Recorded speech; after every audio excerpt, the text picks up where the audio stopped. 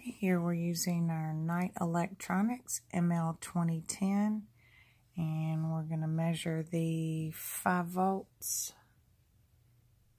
So I have a red lead on my meter connected to the +5 and the black lead connected to the ground column.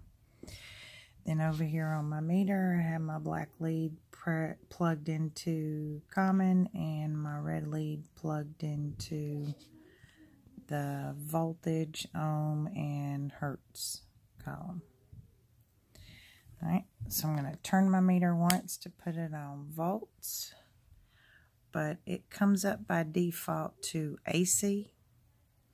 We're going to press this yellow button and change it to DC. Then when it zeroes out, I'm going to power on my trainer. And you can see now I'm measuring 4.99 to 5 volts.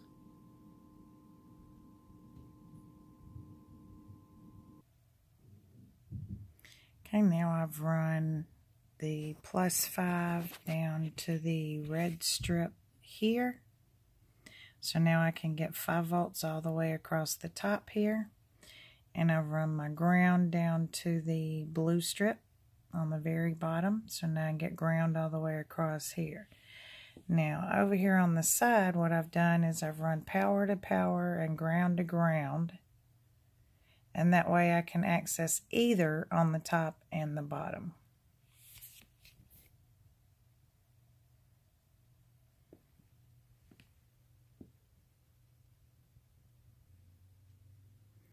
The next thing I want to do is measure the value of my resistor. So brown, black, red.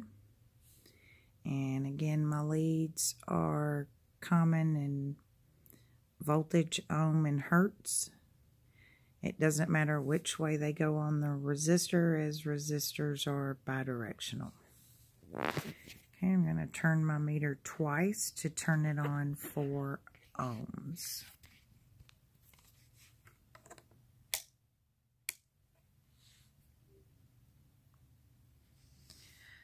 Okay, you can see it's coming up 0.991 K ohm. You see the K ohm in the corner a little bit with the reflections. Sorry. 0.991 K means this is 991 ohms. If you remember, they range at 10%, it would range from 990 to 1,100. So we're within our tolerance. Okay, so I know my voltage and my current. So I've connected a wire from where I'm applying the 5 volts and connected the resistor to the ground strip. And my black lead is going to that end of the resistor.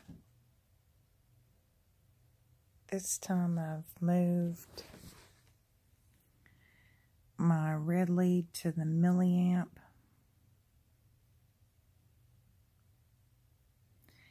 And when I turn my meter on, I turn it all the way over to milliamp. And then I make sure I have it set for DC. Alright, once I have all that set up, then I can turn on the power supply. And there's my 5 milliamps.